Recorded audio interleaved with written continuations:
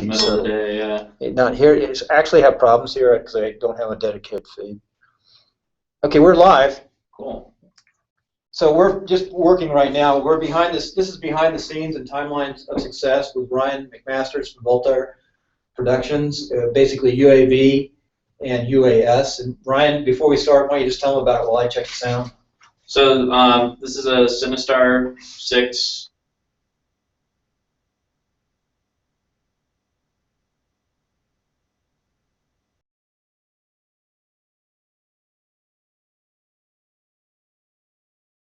About 14 minutes with its current payload, and can navigate GPS waypoints successfully and safely up to 1 kilometer away from the base station. It also has the ability to, if anything goes wrong, return to its home point and land. Some of the advantages of multicopters over standard helicopters are that they have less points of failure. This has 6 points of failure. Okay, Ryan, real fast, we're going to get ready for the show. Okay. I just tested your sound. Our sound is like perfect today. Perfect. Came up really fast. Let me just quick listen to the sound before we start. Yep. Just want to talk again for a second. Oh, sounds good. So yeah, so like I was saying, this is just, simple, straightforward, easy to use. Takes quite a bit of skill to fly, and quite a bit of awareness. All right, so this is good. I'm keeping a little bit of noise. Who knows? Electricity is the enemy of sound and wires, and there's a lot of wires around here. So today we're up on Google Plus Hangouts in the background, so you'll be able to watch that on the website and wherever else it's on the website. If you can't hear us real well, the problem is, no, actually they should be picking up the sound today through, let me check the sound. We'll start. Yep. Let me make sure this is hooked on our speakers as opposed to the speaker on here. Okay, this really should be checked out ahead of time.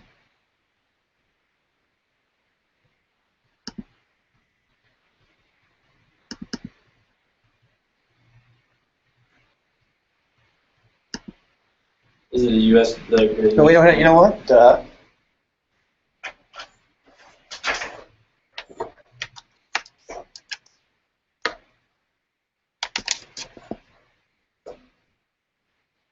we go.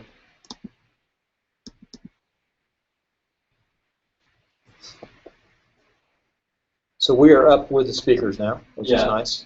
Remember, I checked that. It looks like it's coming through. It is. It's fine. Yeah, so you heard it's muffled early on, so now the sound is going to be pretty good. And I'm already recording for the show. We're 1 minute and 20 seconds. It's not the show, but I'll cut it. Yeah. So we're already behind the scenes. This is going to be an interesting show. I'm going to go ahead and start because everything you talked about in the pre-show could have been the actual show. Yeah. So this is Bill Conrad from Timelines of Success. So, Ryan, welcome to Timelines of Success from Volant Products. Volant Productions. Let's start again. Ryan, welcome to Timelines of Success. Thank you. Okay, we'll start again. This is behind the scenes. It's all been cut. Yeah. So let's see. Ryan, welcome to Timelines of Success. Thank you, Bill. Well, I wonder if I can talk today. I've been really busy. I thought I'd get ahead of the power curve, but you know how things go. Had too much fun in Reno last night, and got my show out too. But today's show with Ryan McMaster will be really interesting. Volant Productions is his company. He's basically been an entrepreneur, engineer, you name it, since getting out of college in 2008 for a master's. While he's in school, he developed some products and patterns. While he's in school, he also worked and developed things that he continued to develop when he got out of school. Yeah. Ryan, I think you're the best expert to talk about what you do in your background. So, So I'm an engineer by trade. I know my specialty is 3D printing, machine tooling, rapid prototyping. I've built, designed, and worked on numerous machine tools, everything from small 3D printers all the way up to large multi-million-dollar milling machines. And then taking those machines and turning out product from them for everyday use. And this little guy right here is actually a direct descendant of a lot of that. What you're looking at now? It's 3 o'clock. This is a hexarotor. This is a This is a medium lift hexacopter designed for about 4 pounds. It has a flight time of about 12 minutes, depending on payload. As it sits right now, it flies for about 13 with 20% battery reserve. It has the capability of democratizing aerial surveying, aerial photography, really anything you can imagine this thing can do. Power line inspections, it doesn't matter. And Ryan, a couple things. We're going to have some of your feeds, I'll take some of your YouTube feeds, we'll put them up on the web page, timelines of success, so people will be able to see what this looks like and all the elements. There's so much more than just this. I know you really, this is just the outside of what you do, and running your business, you're I don't know what I call you, you're more than an entrepreneur, you're like a scientist. You're a lab guy, you do things, you're great. I'm a little bit of both. Yeah, and to be able to do that, you've had to learn a lot of skill sets. Yeah. So I'm going to sort of dig deep into what you're doing, because I think there's a lot of people who would like to get where you are, or maybe starting school. There might even be young people in the military. There might be a lot of young graduates from the academies who I know, because you have done some amazing things, but you have some issues too, and I want to make sure we address those issues in the first 18 minutes. So before we go into the mechanics of what you do, address your issues on UAV. Well, the biggest thing right now is the FAA considers these dangerous, I guess is the best way to put it. They have put out recommendations that say you can't fly these for commercial use, and they're in fact stymieing an entire market that has huge potential to be an economic driver in the United States. Everything from the design, building, and construction of the airframe, motors, batteries, electronics, all the way up to training pilots, training people in safety, training and licensing people so they can do this safely. The Economist has rated it as a $1 billion a year minimum industry in the United States alone. Worldwide, I think it could make the world a safer, better place. And the fact that the FAA has been dragging their feet on putting out recommendations, and they're just that, recommendations, and not actually stepping forward and setting up a licensing program, just to me seems archaic. I mean, it seems like, to me, they would want to license these things, because I would gladly pay $350 for licensing. Yeah, just this copter, and that doesn't include the other airframes that I own. So right now there are no licenses. There are licenses. They're called certificates of authorization to fly, and they use the FAA distributes these to mainly larger UAVs. This falls into Class G, which is under 55 pounds and under 400 feet. Excuse me. But they've given out COAs to larger corporations, larger universities, things of that nature. This little guy specifically and its bigger brother are actually certified. The bigger brother is actually certified by the German FAA for safe flight and total redundancy. And I think the FAA could take a page out of the German FAA equivalence book by really by certifying these things, by certifying them for safe flight, which they are safe. They have minimal moving parts, so there's a lot of redundancy. This thing can land on 4 motors. I've done it before. It's not fun, but it's doable. And if it ever loses radio control from the radio right here, it can actually come back and land on its own with no harm, no foul. Right. So I want to go back more into how you got to where you are today. Okay. Now your background to me, I know it's limited to how much you can discuss about UAVs and some of the people you've worked with. But the media look at as close as a genius as I can imagine in this business, in this element. And Reno also, we don't want to talk about Nevada is a unique state in UAVs. Yeah, we're actually address your evolution. Yeah, so I started out.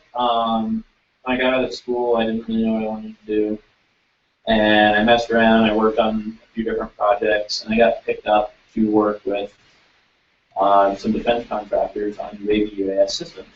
And from that, I learned a whole whale of a lot. I ended up being a project leader within the first year. on various programs. And then I kind of wanted to do something different, and I decided that this was it. I decided that personal UAVs were where I wanted to head. And the nice thing is Nevada is actually one of the largest test sites on the planet for unmanned craft. Not a lot of people know that. There's Creech Air Force Base down in southern Nevada, which is pretty much the test ground for the Predator. And you can't miss it, it's right by 95. When you drive out of Vegas, it's, can't miss it. what, 30 minutes? 30, 45 minutes? I don't have another little place to stay. The place you can stay for $19 a night. Yeah, and there's 2 gas stations, I think. But yeah, the casino. And the casino, yeah. And the aircraft and UAVs flying around. Yeah, it's not like it's classified. Yeah, I mean, Creech is a cool place. They have a lot of neat stuff down there. Then there's the Fallon Naval Air Station. They do a lot of UAV testing. Right here in the backyard. Yeah, it's. In fact, I'm going out to Fallon this afternoon. Yeah, it's 30 minutes from here. I mean, or 45 minutes from Reno. But both those test beds are less than 45 minutes from civilization, and they do a lot of neat stuff out there. So we have that. In addition to that, UNR, which I'm helping UNR's computer science division with getting into unmanned aerial vehicles. I'm helping them more on the design and the building side rather than the programming. Programming is beyond me. I don't understand it. Well, you know your EE, and you know. I know how things should work. So the CS guys have the easiest time with integrating the circuits and everything. So I'm going to hold for 1 second. You mentioned UNR, just so our listeners can listen, because I know we have people in France listening, and UNR, they're going to try to figure that out. University of Nevada, Reno. And I know we have 40 different countries that are going to pick up the feed and listen to it. And the UAV people will pick it up even more. Yeah. We're actually looking at having a monthly UAV show. You didn't know this, but I have another guy, a professor at the university. Which one? I don't want to mention his name right now, because until he gets to go ahead, he's retired. He's got a UAV though. I think I know what you're talking about, yeah. He's got a pretty heavy duty one. So he's got a nice car. He's got an electric car. So. I think I know what you're talking about. So until we announce it, I got to hold off real fast. But anyway, Ryan is definitely amazing guy. I'm going to say your age. Yeah. 29. 29. I'll be 30 in about 8 months. It's a great age to be entrepreneur and going forward and doing all the things that you're doing. So take us back a little bit. You give us as much as you want to. I know that when you were young in school, you actually got some patents. Yeah, so I hold a few patents on some underground seismic detection equipment, underground subsurface seismic detection, subsurface ferromagnetic detection. I patented them in 2006, I think. How did you learn to put the patents in place? I actually was very against putting the patents in place. I thought, while patents do have their place, I think that this could have been technology that could have been used better. It wasn't my choice to patent them. My business partner at the time, it was his choice to patent them. And I'm glad we did. It actually protected me in the long run. But, excuse me. But the patents are kind of how I make my livelihood. That give you the money, the cash flow to be able to do some of this amazing research and work. Yeah, it gives me passive income that I can sit on my butt for a whole month and not make $1. Still make money. And it's nice to start young, and then you have the master's degree and the understanding of technology. Yeah, you have great to me the master's degree is just. So what's your passion?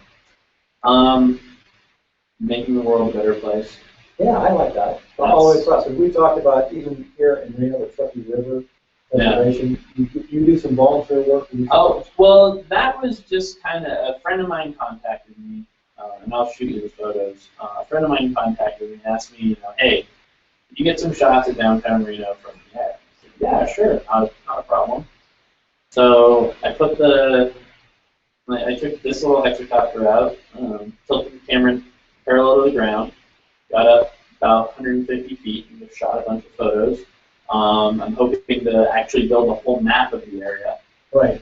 And my concern is, one of my passions is fishing. In Kentucky River, and the preservation of the very large trout and some of the fish that are going to have a hard time. For those who don't know it, though, they've dropped the water level to 20+ year levels. It's 100 CFM right now. A week ago, it was 300. It'll take, yeah. I drafted early on in my daughter's all the bigger fish are going to get holes.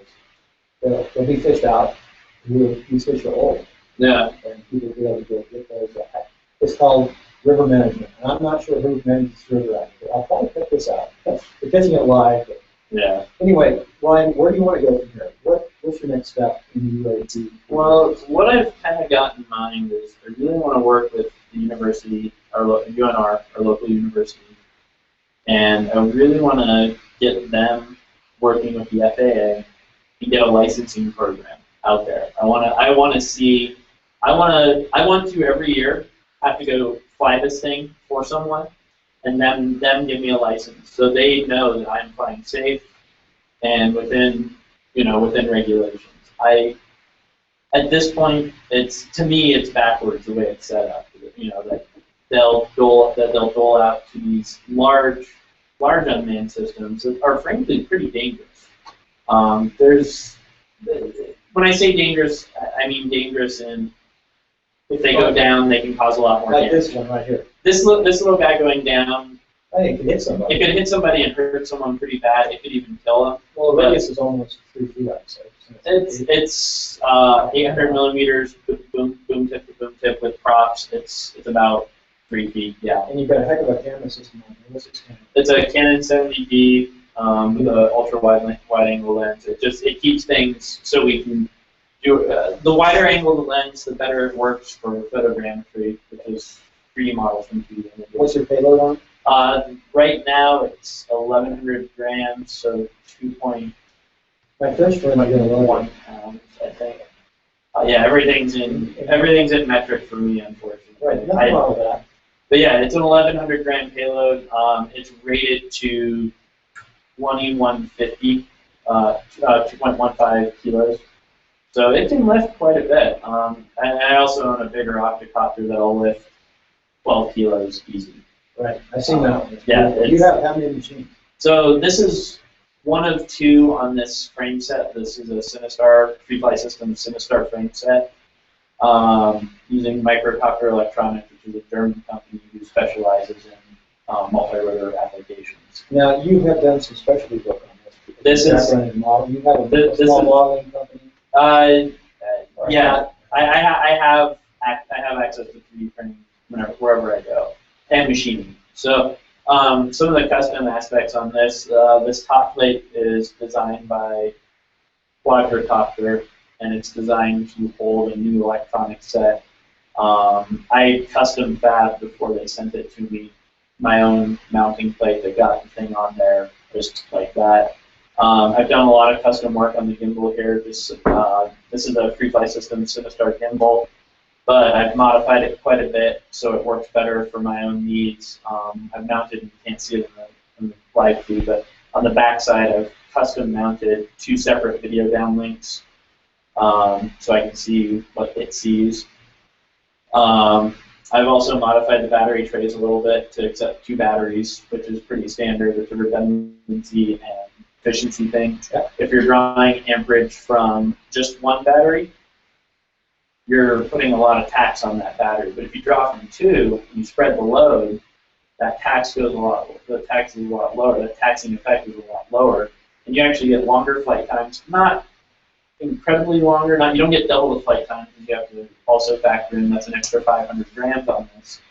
So 568 grams actually. So you have to factor that in. But 1 battery I'll get 6 minutes. 2 batteries I'll get 12. It sounds like a double flight time, but it's actually not. What I'm actually doing is efficiency of the copter overall. So I'm with 2 batteries and no payload on this thing, I can park it for 30 minutes and it'll just sit there. I know, we're looking at technologies. There's some breakthroughs now at Stanford this week announced a new battery. Yeah, there's some pretty cool battery stuff. There are very low discharge batteries, the ones that Stanford came out with. These are incredibly high. These can push up to 60 amps out. You need the power. Yeah, I mean, these are 750 kV motors, so they spin at 700 RPM, or 770 RPM for every 1 volt applied. Those batteries are 16.8, or they're 14.4 volts, so they spin pretty fast. I'm going to take you back to something you said. You said the word redundancy. Now, Yes. this is for the people who aren't tech, but redundancy in your business or whatever system you have is important to understand that. It's funny, I was just thinking about redundancy today, because with our systems here, I've been fortunate never to lose a show. Right. I've done some poor audio quality which we try to improve. But explain the word redundancy. It's a good key for anybody in business to understand. I'd say I start with a single point of failure concept. A single point of failure concept is a good way to start. When I say the word redundancy, I'm always thinking that it's not a matter of if, it's a matter of when. When is it going to fail? And where is your weakest link? And with this, we only have 6 points of failure, realistically. The batteries are, as long as you maintain your batteries well, that's not a point of failure. As long as you keep your electronics clean, that's not a point of failure. Every time before I fly this thing, I walk through the whole thing. I treat it like an actual aircraft. I mean,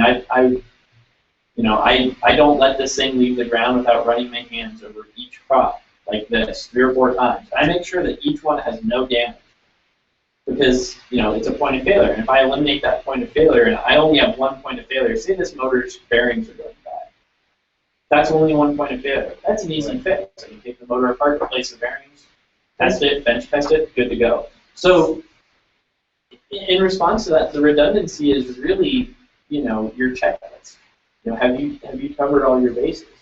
And sometimes in a business, let's say, your redundancy is, I have an extra $5,000 in the bank account for emergencies that I never touch. That's just always there. That's a really good way. And whatever the volume is. And with this, I keep an extra $3,000 just sitting. As a business evolves too. The solopreneurs, the entrepreneurs, the corporate structure. Mm-hmm. Once you get the corporate structure, you put redundancy in place of that corporate. Exactly. Yeah. And you hire people similar to yourself. You hire people. Like, I always hire people outside my specialty. My production manager, David Ware, he handles all our video editing. He's a piece of redundancy within my business. David has experience in live broadcast, like news and all that. So he knows, when we have a deadline, we can hammer stuff out between the two of us.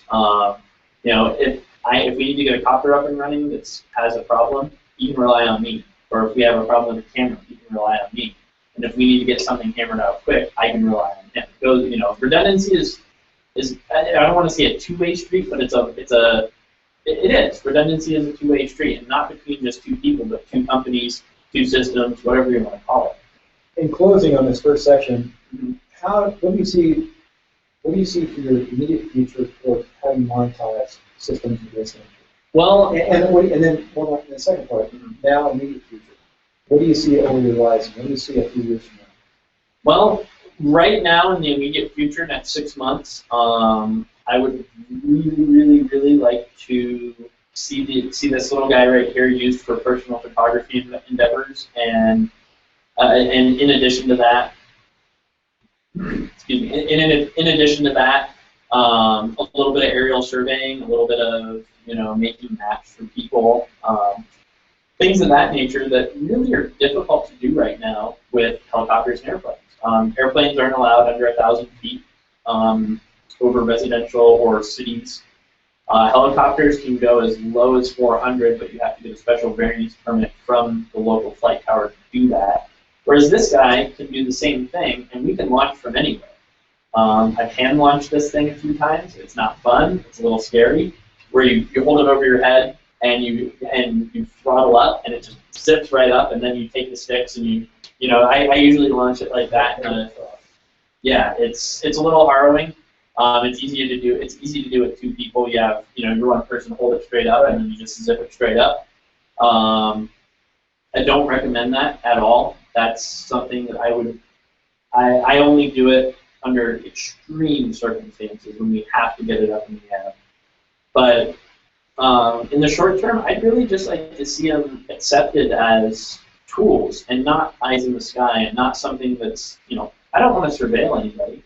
Right. I want to actually do some cool stuff. I want to inspect power lines that are aging with a small thermal camera. We have a FLIR tower that can look at the background, say the background temperature is 90 and a transformer is running at 115 degrees and it's only designed to run at 100. The transformer might be going back, Right. So in the immediate future, it's real simple things. It's things that it's to test things out and see where we can actually make the money. Now, in Hollywood, they have adopted this. They're early adopters. Oh, yeah? And in sports now Yep. starting to adopt it. In skiing, I have skiing up here. They're trying to develop systems to be able to follow the skiers down. Yep. Those systems are going to be. We're actually in the process of developing something similar to that, where the pilot will fly the helicopter or the drone, or whatever you want to call it, UAV, doesn't matter. We're actually in the process of developing a system right now that will track on a 3-axis gimbal. So this is a 2-axis gimbal. I only have control over the tilt, which is this axis right here. In a 3-axis gimbal, the gimbal is independent of the operator, so it can be controlled by 2 people, and which is much safer and much easier to do. So I can fly over something, and the camera can stay fixed on it the whole time. Okay, while you're flying, you're still flying it. Yeah, so the system that we're working on will put a puck in a skier or snowboarder. Transponder. Yeah, exactly. And the gimbal will follow that person at all times. The camera operator will be able to adjust the shot, but it'll take a lot of the hard work of tracking a fast-moving subject away from human systems, which aren't really good at that, and give it over to a computer which is designed specifically for things like that. You could lock on to a distance. We can lock on in a distance. We found that 100 feet, 50 to 100 feet is about our most accurate point. In the skiing, we go right into trees. But yeah, and we're gonna stay over. We're gonna keep it safe. Keep it, Yeah, I always fly. I have a small DJI Phantom that I almost always before doing something. Small, yeah, that makes sense. Just it's just to see like, okay, cool. I like this idea. I like wrapping around like this. We put a GoPro on it. We just hit record. And, me and David, we'll watch the feed and we'll look at it and say, okay, cool, we like this. You've got some pretty high-end systems here, DSLR, but you said a GoPro. Isn't a GoPro a pretty good system? We like the GoPro. One of the things that we've done with the GoPro is we'll clamp it onto a boom right here and have it look at the gimbal when we're testing new camera systems. And people love that shot. It's kind of cool. You get to see like how high the UAV is. You get to see all this neat stuff. It's really, really neat. Could you apply this to surfing then? Yeah, you could do surfing with this. I would personally want to shield the electronics from water. Oh yeah, well just like the Navy the Coast Guard, they have to be able to. Oh yeah, I wouldn't really take this over salt water just because of the corrosion factor. You have to if you're surfing. Yeah, I'd have to kind of think about how to go about doing that. If you could design a closed composite system with maybe a GoPro underneath it with a smaller element, there's a right now I'm sure a lot of people would buy those. And then the military application, which I don't know how much we want to talk about military applications because I know the background, but there's military applications. There's actually a very large military application for these guys as we've seen it already. Well, yeah, So the really so I mean, in the short term, I just want to do some fun stuff with it, and really see how we can push the envelope and do some stuff that has been done in the past, but look at it from a new perspective, a safer perspective. And power lines are the big one that come to mind. The way they inspect power lines now, they physically latch onto the power lines, and it scares the high tension transmission lines. They hand inspect a lot of those. I do know that helicopters. Yeah, and they do it with helicopters. And they actually will clean down below the helicopter. And they're working along the line. Mm-hmm. And that scout, they'll actually 50 feet down, come up close. I've seen it. Yeah, it's dangerous. It's scary as hell. Yeah. And with this, you can actually go in with a high-end LiDAR scanner, thermal camera, IR camera, and a standard RGB camera, which is a DSLR or any camera you can buy on the market. And we can actually do an inspection that blows that inspection out of the water. I've got another question here, firefighting. I mean, the reason why, because we've had a lot of fires this year. You know, the cool thing is, this little guy could really aid wildland firefighters quite a bit. We could toss a thermal camera on it, and we could check hotspots. We could fly. After the fire, just like the fire we had up here. Yeah. Hotspots. I actually tried to get back up in there with our thermal camera. They wouldn't let me, which I'm fine with. But I offered it. What was the name of that fire? So I hiked that trail. Holland Highlands. Something like that. I hiked up there. It was pretty. Area after. It's in a wilderness area. Yeah, we didn't get that far back in, but you know.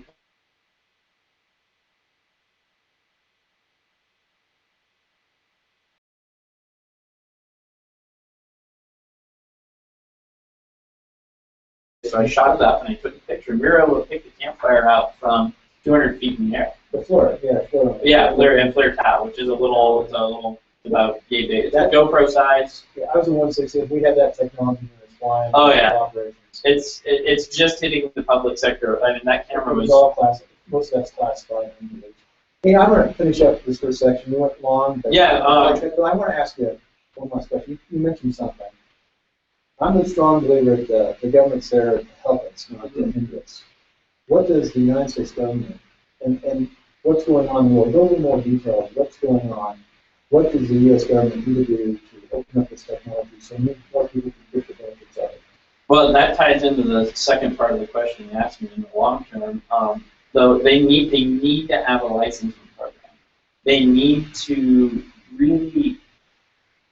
Recreational use is great, and anybody should be able to buy in for recreational use.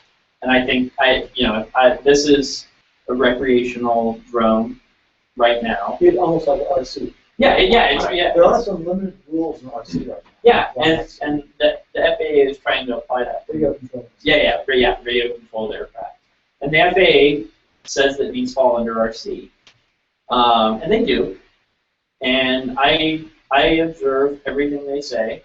And their recommendations are great, but what they really need to do is the FAA needs to step forward, license these things, get the systems licensed for redundancy. Which this one is incredibly redundant. It's incredibly safe. A big thing that I think would help is modifying our ancient air traffic. You know, there's. They say 5 miles around an airport is dangerous for one of these to go in the air. Well, if we're only going up 400 feet, the minimum circle pattern for any U.S. jetliner in a holding pattern around a city is 5,000 feet. So I don't see the issue. You know, I see the issue with the North Lake for the Reno airport, for instance. Right. There's, private aircraft is a little bit different. Yeah, private aircraft are a little different, but I mean, even over the city of Reno. Airplane, Cessna, single-engine Cessna Cub, like a Piper Cub or something, can't go under 1,000 feet. Mm-hmm. So there's still 600 feet between my max operating ceiling and their minimum operating ceiling. There are issues. Caraflight, which flies routinely under 400, they fly under about 500 feet, and the police helicopters. But I think this is a much better option than the police helicopter. My son is a Coast Guard pilot, and I was a pilot. And I do have some concerns about UAVs and helicopters because we go outside of those normal restrictions. Helicopters are allowed to fly. You have to, in certain cases, as a commercial helicopter pilot, you have to get certain. Right. You have to get clearance to fly under a certain ceiling. But things like Caraflight and the police sheriff, the local sheriff's helicopter, they supersede those because they're allowed to. But if you're under a couple hundred feet, you should be. Yeah, like I said, the highest this one has ever gone is 250 feet. Wow, and I know it goes much higher. Realistically, it's 2 kilometers, on this it's 4 kilometers now. It's more enough to come home. Yeah, it will. Well, the radio distance. I've tested the radio, the connection to the little transmitter or the little receiver right here. And this little receiver, we've gotten it out to 400 feet with 100% signal, which is the max operating ceiling vertical. Mm-hmm. And we've taken it 4 kilometers line of sight across a valley. That's good, yeah. And the signal's 100% solid. So, if you bring in something like, say, there's an obstruction, realistically, I'd say the max range on this is 2 kilometers. And what's the bottom line, what's the cost of having the system in place? This, as it sits right here, is about $12,000. Okay, I thought it'd be more than that. Just the drone, no camera, no gimbal, I use this radio because of the redundancy built into this radio. It's got dual batteries. If one battery goes bad while you're flying, the second battery, it's like this system here. It puts less stress on the system. And you have a 20-foot side. Yes, and then the big octocopter we have it's a lot harder to. It's not harder to fly. It's actually easier to fly. But that's the big generally stability. Physics work in your favor the bigger you get. To a point. Oh, Ryan, this is good. We went over on the first. Doing it way over. Yeah, sorry. It usually takes you'll have tons of content. Yeah, it takes, but it's so good. I might make this a special episode and make it longer. Okay, going into the bottom line up front questions. These are really general. After we get into such specifics, it's kind of fun questions. Do you use a Mac or PC? I can wait to ask this question. I use PC for 99% of my work. Okay, I understand. I use Linux a little bit as well, and Richard Kelly at UNR is teaching me Unix because I need to learn Unix while I'm up there. Mm-hmm. But I'm really agnostic when it comes to computer systems. I don't have a favorite. They all have their purpose. Do you use Mac for anything? I use my Apple. I have a Mac laptop. I use that for travel. Yeah, it's good communication, basic, stable. Yeah, I run. We can do video editing on the road on it. Oh, really? So you probably have MacBook Pro. Yeah, we have a nice little MacBook Pro right now. Because the Air doesn't. You can do video, but it doesn't have enough power. We're shooting mostly 4K footage at this point, so we need something a little quick spot. No, I love it. I love the Pro. But the Pro is my backup. It's so here today. It's working. It's flying out. It's a great. I was hard pressed to find a laptop that would meet my needs in a Windows machine that was small, compact, and when we travel with these go in the Pelican cases, and the laptop just right in the Pelican case. You can download your data. Now, where is your data collected? I'm sorry about this. Going back.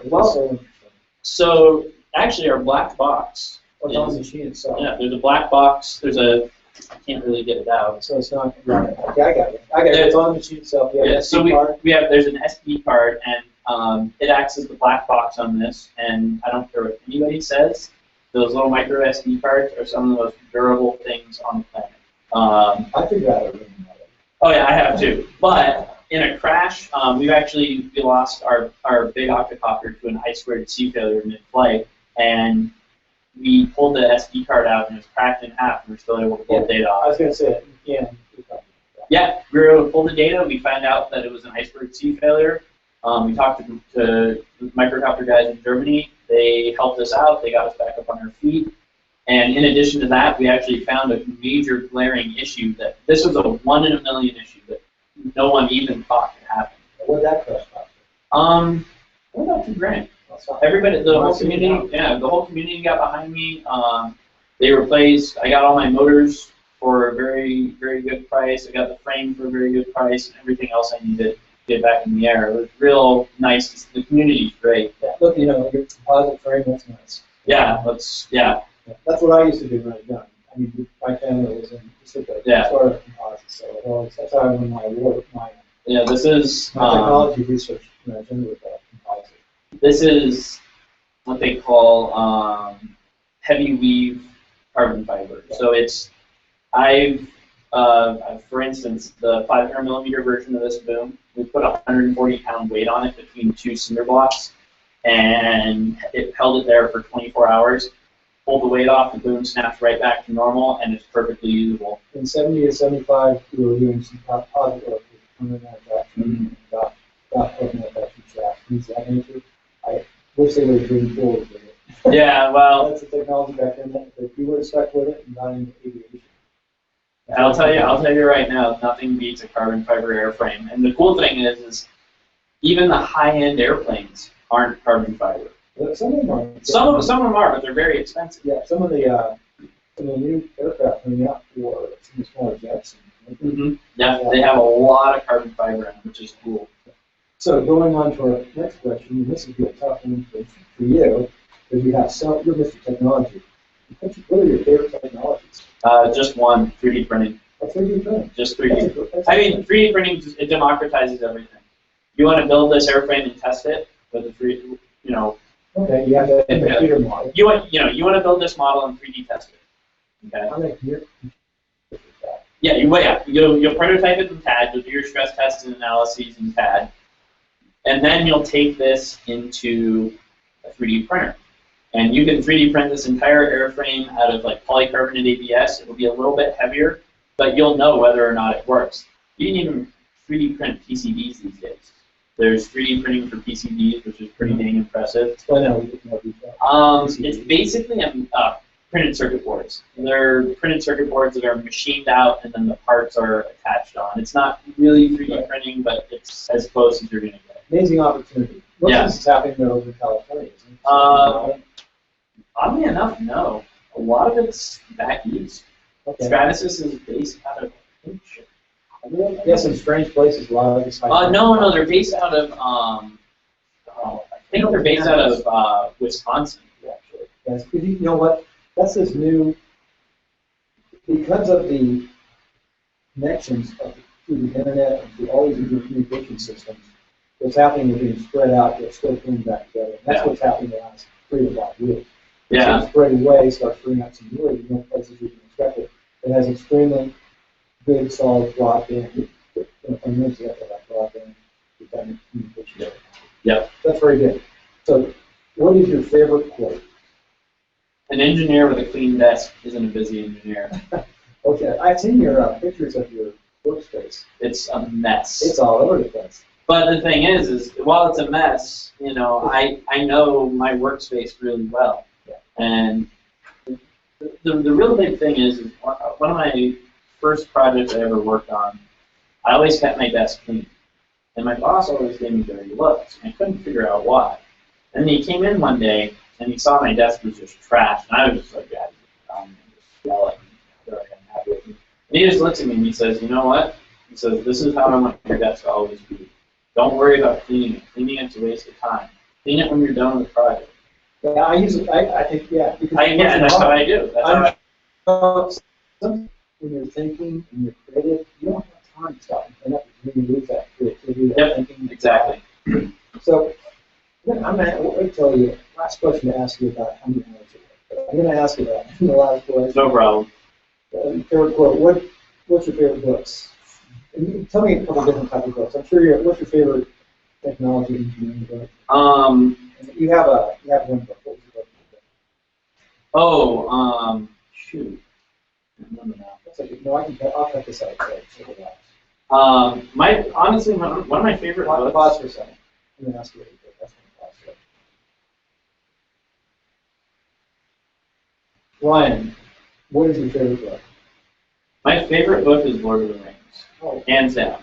Okay. That's my favorite book. The best book I've ever read, I would have to say, is my thermodynamics book. Thermo. That's painful. I like thermodynamics. I don't really get it anymore because I don't use it much anymore. I mean, I've started to pick it. I actually pulled the book out of my storage unit and I started to read it because I want to start designing more efficient motors. And I have to relearn a lot of entropy and decay stuff that I just put in my head for the tests and then ejected, Yeah, I did the same thing. So I took thermo because I had to take thermo. Yeah. But you know what? When I went to flight school many years later, I learned more about thermo than actually flight school instead of because and then I continued as I flew. Yeah. You still get that fundamental understanding of thermo that you get in college and engineering. Yeah. Another one of my favorites really has to be anything by Michio Kaku, the Japanese physicist. Mm-hmm. Great. That's what I expected you to say. Not Lord of the Rings. Well, I like Lord of the Rings just because it's a good book and it's something I can just fall into. Hitchhiker's Guide to the Galaxy too. Yeah. Hitchhiker's Guide is. People like Hitchhiker's Guide. It's funny. My sister Lord of the Rings, and I think that might be her favorite book. She's an educator, teacher. Yeah, I really fits with a lot of people.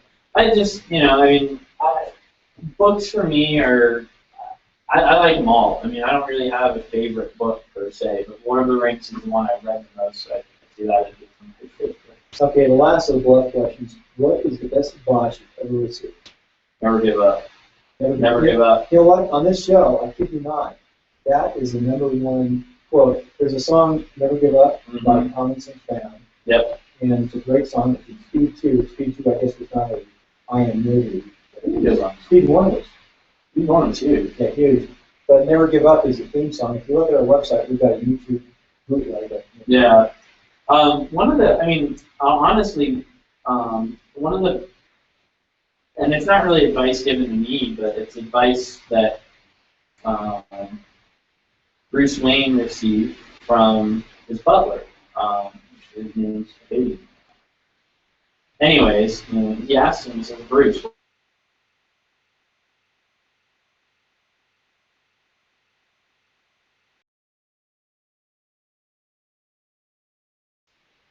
that to me is just exemplary. I've failed more often than I've succeeded. And all those failures have led to all the great successes I've had. And I think failure, when people say failure is not an option, I say, well, you gotta be kidding me. Failure is really your only option, because if you don't fail 1,000 times, you'll never have that one success. I think that's a perfect way to finish up what you just said. I mean, if you just listen to the other shows, that's the thing. But the most successful people I've interviewed have failed more than like this, like the first one we built, it took me 3 days. Now I can build this whole thing, test it, and get it out the door. And well, it took me 3 days to build, testing a week and a half, and then before I even, if I build a custom system for a client, before I even put it out the door, I fly 2 or 3 jobs on it just to make sure that everything comes to the door. And it's just all, because in that time, in that 2-week period of testing, I'll see if there's anything potential for failure. But yeah, I mean, failure isn't the only option. Failure is the best option in my eyes, right? Because when you fail, you're just like, well, I know that doesn't work, and I know that these other 100 things work. Let's try it this way, and this way, and this way, and this way, and this way. Okay, those 3 ways work. Cool. We're done. We're good. I'm doing the same thing right now, putting a new media company together. It's like a year. And in the last 2 months, we failed constantly. We're failing. You saw we got another system we're trying to get out today. We're on the redundant backup system. Hey, that's again, the redundancy is good. The backup is a lower tech backup system, but it works. But someday we're going to break through it. Besides that, it's going to be a world better than what we're seeing right now. Yeah, it's moving fast. So great. I've been waiting to ask you this question, and I'm going to tie this in, double this question up. And this is tying it all together. First of all, before I go on, we want to find out what do you enjoy doing on your off time. But before you answer that question, how many hours do you get? Usually 8 to 10. That's it. I would have guessed that you were working. Well, I see how passionate you are. I can tell you're passionate. And you're working today. You're being here. This is. No, this is. Yeah, I mean, I'm gonna go out and do 15 minutes on this guy. But this is the PR for your business. You have to. It is work, and you're out there standing for the. But right. I don't see. To really answer that question, I don't see anything I do as work. I see, sitting here. This is fun for me. Getting to tell people about what I do, how I do it, what brought me to it. I don't see this as work in the slightest. This is fun. It's still your job. Right. So you work as an entrepreneur, solopreneur, inventor, whatever. Science. The thing is, it's a little bit. But the thing is, I don't ever see anything I do as work because I always see it as fun. I always find a way to make it fun. It could be the worst thing in the world, from designing game boxes for casino gaming, which I thought was boring as hell. You did that too. Yeah. I don't want to talk about that. That's the mechanical side? Yeah, it's just like a whole nother bag of holy crap. That technology too, there's a lot of technology in that. Yeah, but I work probably a solid 50 hours a week. I work every day. Okay, so you're not having fun working. I'm going to interrupt you. You're not having fun working. You're not having fun. I don't know a better way to say it. I'm not working. What am I doing? I'm flying these. I'm trying new things with them. See, you answered my question. I think you work out of fun. Maybe I do, but maybe I don't realize it is the thing. You still ski? On occasion. With my knees going bad, I don't really get to ski much anymore. Yeah, that's a good I swim an hour every morning at the gym. Oh, really? Which game? Sports West. We'll cut that. Sports West Athletic Club. Where is that? It's right by Plum, right off Plum. And since you are you not originally from? I'm originally from Anchorage, Alaska. Anchorage. Oh, nice. Is that where you were raised in Anchorage? I was raised in Anchorage, Alaska, and then came down here for college. I love Anchorage. I can see, there's a lot of... Well, Eagle River, but it's I know Eagle River. It's the same. Yeah, Eagle River. The mayor. Hmm? Who's the mayor? Who's the mayor back there? We'll cut this. I can't remember offhand. Eagle River, I've been there. Eagle River, yeah, Eagle River is great, but yeah, I don't really see anything I do as work. Like sitting and editing video, I enjoy that. Doing the color on it afterwards, I enjoy that. Flying the drones and collecting the video, I like that. I think the only thing I really don't like doing is driving.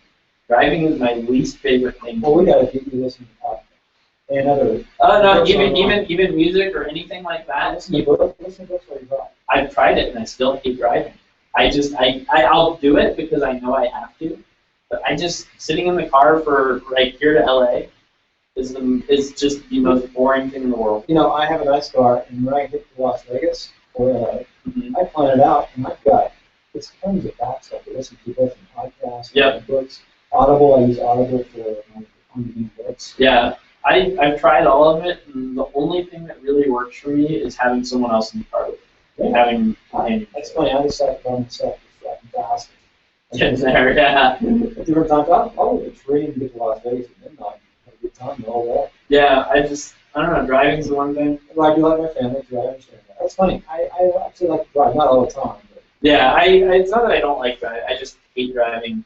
That's a good question. We usually don't ask, but what do you hate driving? Driving. This is definitely a different kind of show, and this would be a special.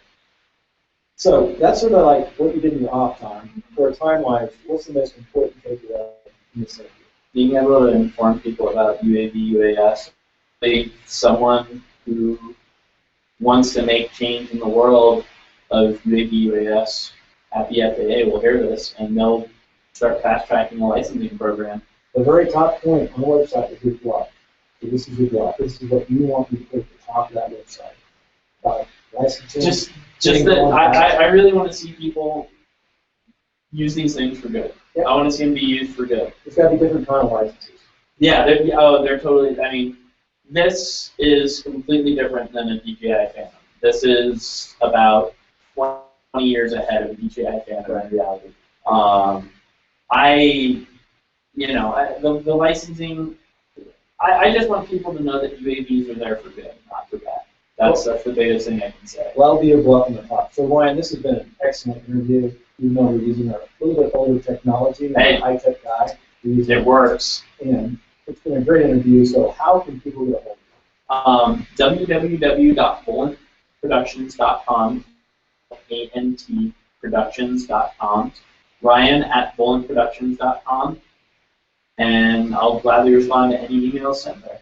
Ryan at Volant.com. Yeah. Very good, Ryan. Well, I appreciate it. It's been really a lot of fun. Thank you for having the patience to wait around while we're trying to fix a high-tech system. And we went to a redundant system. Hey, this is a redundant system. It works. But see, that's the thing. If you have those redundancies, you're good to go. Hold up the ATR 2100s and the high-tech stuff is sitting over there and smiling at it. Plus, we have Google Hangouts to watch behind the scenes, go to timelines of success. And since we're in Reno, this is the one every week we do 1 or 2 shows from you collected in Reno, sponsored by First Realty. So thank you, First Realty, for sponsoring the program. Great, thank you. Okay. That's really good. You know what I'm going to do on the show? I'm going to put this out. Normally, I should do 2 weeks of reserve. I'm going to put it out on Tuesday night at midnight, so I'm going to do Wednesday morning to be out. That's the best possible time slot. Yep. That gives it Wednesday, Thursday, and Friday, and people will start talking about it. Yeah, and I'll put it through my people, the people that I deal with. I think for Monday night, Tuesday is also a good day, but I'll put it out Tuesday at midnight. Yeah. Wednesday morning. So Tuesday late. I'm thinking about trying to request my early launch before midnight because the iHeart picks it up at 11 minutes after midnight for free broadcast. Oh, nice. But what the problem is, I'm going to do a long show. That means that iHeart will cut it, which I'll do, but it's still on the podcast and be long. Yeah. They cut it to 22 minutes. You don't know what you're going to end up with. You do bits and pieces. But we don't repair it because it's iHeart, and it goes through FM in the prairie radio stations. What type of phone do you have? Samsung S4 that just drives me crazy sometimes. I really need to get something other than the Mac. I need to keep a Mac too. I've fallen in love with the Samsung phones because my security system at home, I just toss that on the pad and it opens the doors, opens the locks, everything. I mean, I just need to get one because Stitcher too. I don't even know what's inside. Did you get Stitcher on there? No, I'm easy app. With phones, I'm real simple. Stitcher Radio is. Oh yeah, no, they're great. The funny thing is like as democratized as everything's become with the internet, I'm real old-fashioned with certain things. My radio and stuff like that, I don't listen to the radio. I listen to. Real I have all my music on this thing on an SD card, and I just put it on shuffle, and that's the only way to do it. That's the only thing that. I don't know what's going to happen. Well, Samsung's starting to pull a little bit of. Yeah, it's in from UK. I've had an Otter, and now I got to get my fishing case. I have 3 cases. Yeah, it's the light proof ones. I had my girlfriend has the same one.